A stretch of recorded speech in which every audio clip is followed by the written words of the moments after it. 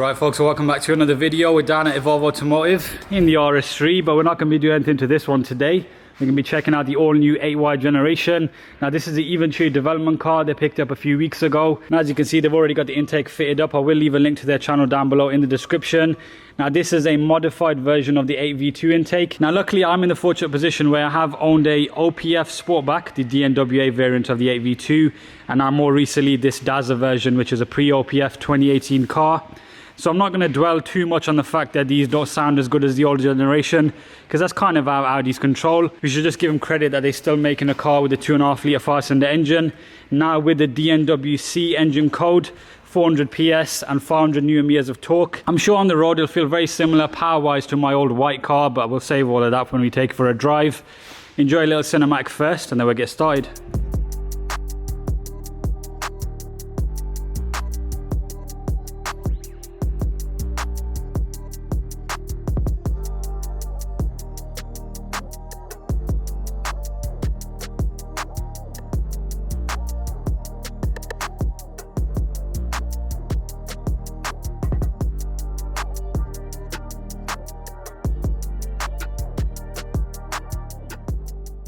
Right, so we haven't done one of these walk-arounds in a while, but it's always good to start off with some Audi content. It's just ironic we're in basically BMW heaven right now. Now in the UK, there are a few different versions. There's a regular edition. There's obviously the launch editions, which you see out there going for silly money at the minute. And also apparently shouldn't be sold. They should be dealer demonstrators, but some people have managed to buy them. Then you've got the carbon edition, and then you've got the Vorsprung edition. Now this is a regular edition, but it does have a few optional extras from what I can see. I haven't got the list with me, but we'll kind of just guess it as we go along. I can see straight away that this has got matrix LED headlights, so they do the little RS3 illumination. I'll probably have a clip I can throw on the screen now. It is also finished in turbo blue, which is an optional extra. And of course you're probably thinking you haven't actually pointed out the fact that it's sitting on different wheels. Now these are 660 design wheels. They're one of the companies under the kind of Evolve Venturi kind of umbrella, you'd say. These are 20-inch. Now luckily on this side we still have the regular wheels. We are going to be doing the driving impressions on this set, but I thought I'd show you both of them. Now they have changed something here. On the old 8V2 you used to get the option of a staggered setup, and that used to be with a 255 and a 235. Now on the 8Y they've gone for a 265 30 19 and a 245 35 19 stagger. It's good that it's got Bridgestones on it as well rather than Pirellis, and we have also got new brakes because they look very different to the ones on my car over here. As you can see, we've got the shocking Pirellis on there, which yeah, I do need to get them changed and also give the car a wash, but that's another matter. It's interesting in person, these wheels remind me a lot of the R8 wheels, so I do quite like them, to be fair. Also we have got quite a few interesting design features on the 8Y. They have finally flared the front of the saloon.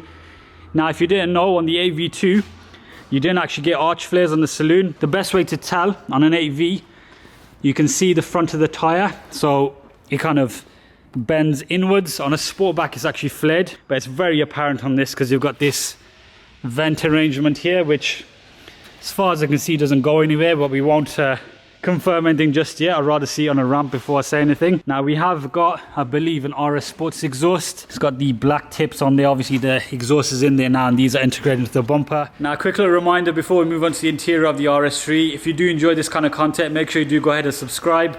I've got a lot more content coming up on my 8V2, and we may get some comparisons in with this 8Y. Today it's going to be just a drive of this. And they have obviously modernized it and added all these fancy gloss black trim pieces and yeah, remove the gear stick entirely. But I'm gonna be honest, it does look very much like a normal A3 in here. Obviously I've got these RS seats with the, well, they've got like an Alcantara trim in the center at the minute, so you can get the kind of cross-stitched leather pattern. I've seen that. This particular car has manual operation. You can get electric seats now. Standard sound system. I believe you can get Bang & Olufsen like previously. I'll hop in here. I have actually driven an 8Y S3, so yeah, I've had some exposure to this interior. Now there has been a bit of controversy with the Vorsprung editions. They don't come with a flat bottom steering wheel. It's just some round A4 normal looking thing, which isn't ideal. But even on the regular steering wheel, which this particular car has, they haven't given it Alcantara anywhere. Whereas on the old car, it was Alcantara standard on the sides regardless. One thing nice is it has got these new paddle shifters, which seem to be made out of metal.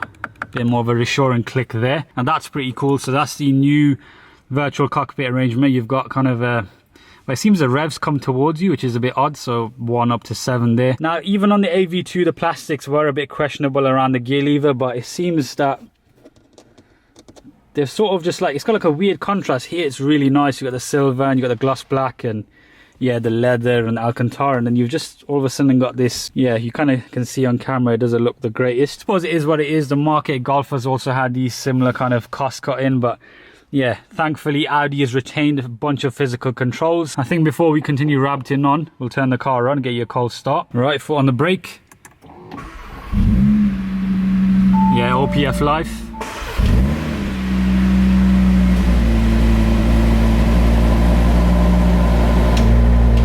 So I've just opened the valves there. It does have a nice little growl and then it settles down. Just for a little throwback clip to 2018, I'll give you a cold start on mine.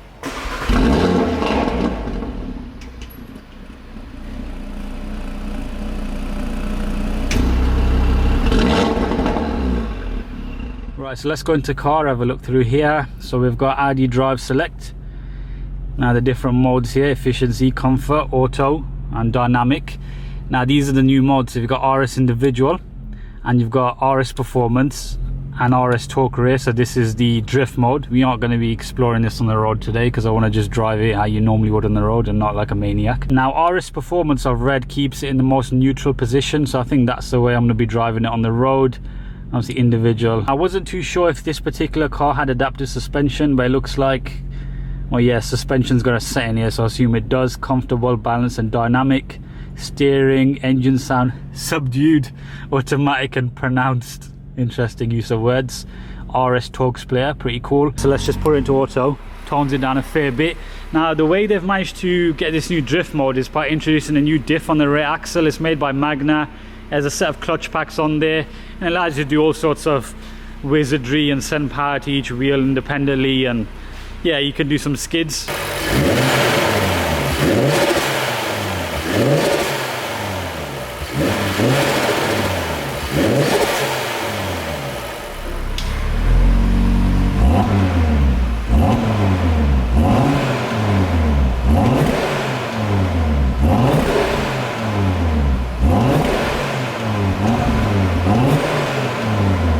Right, so usual situation, soft limiters and not much noise. I don't think that's a surprise at this point anymore. But yeah, what we'll do, we'll get some GoPro set up now, take this thing for a drive, and yeah, we'll just see what it's all about. Straight off the bat, this front axle is agile, very direct.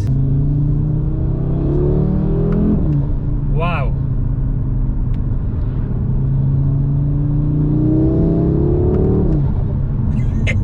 Let's see if we can catch the revs.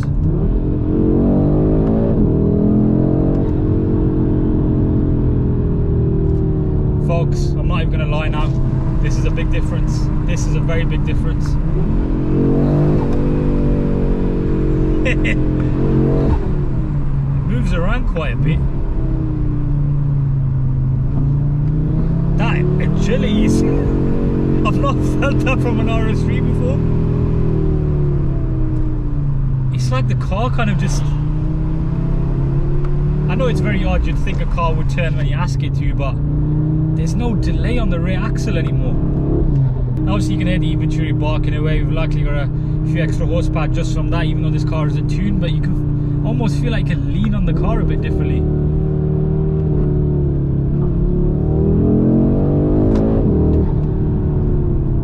Feels more square on the road. It's a bit of a strange sensation though. I feel like as I'm getting on the gas, it's kind of already turning in. I have to get used to that. Now the closest I've felt to that is when I put Pilot Sport 4S's on my old car. It had this very kind of alertness to it, so yeah, maybe some of that is because I'm driving on fresh Bridgestones, which are definitely going to be better than those worn out Pirellis I've got on my Salute. So there is that, but then there's definitely chassis tuning going on, because the way this thing just like, I don't know man, it's just, well, you've got Volvo here, but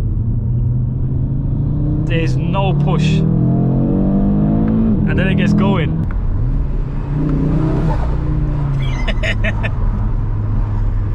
Oh, I love an Venturi intake, man. Now, as you know, this car has got 400 horsepower on paper, which is basically the same as before, and it's got 500 Newton meters, which is a little bit more, but there is definitely a noticeable mid-range. Jeez.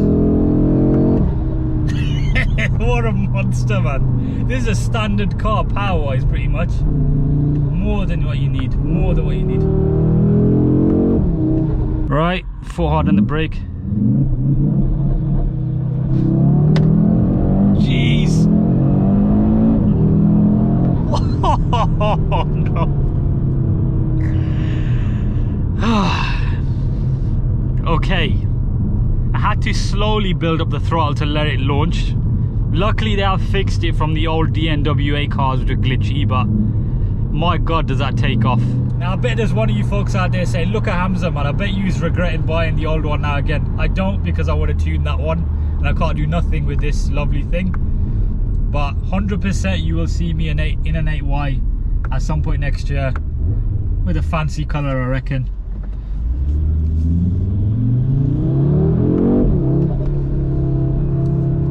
Oh, look at the way it just sits. Like, I'm not doing nothing here and I can just feel the car's just, it's with me, if that makes sense. The car's just there. Got an S4 in front of us. Move them out the way. Now obviously this car is brand new, so everything just feels lovely. It would be good for me to just put some new tyres on my saloon and see how it compares again, because those Pirellis are shocking. I'd love to see what this drives like on Pirellis, but these Bridgestones are good. There's a bit of lag, but that's typical. It has that old school kind of feel. Yeah, look at that, the way you can feel that there's some kind of wizardry going on. The diff is definitely making its presence known. Now I won't lie, I did feel that same sensation when driving the Mark 8R, because it is actually the same Magna unit with the same clutch packs and all that, so it's not specific to the RS3, but when you've got the 5-cylinder thrust that goes with it,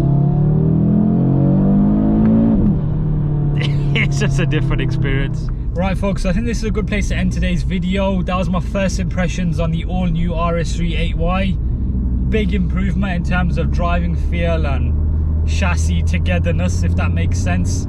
If I was an 8V2 on it, which I am, I'm saying if I was, I forgot I bought one the other week. Definitely see this as an upgrade. Don't be ignorant to the fact that it's got the same engine and all, whatever. They've made a big leap forward in terms of how it drives on a back road.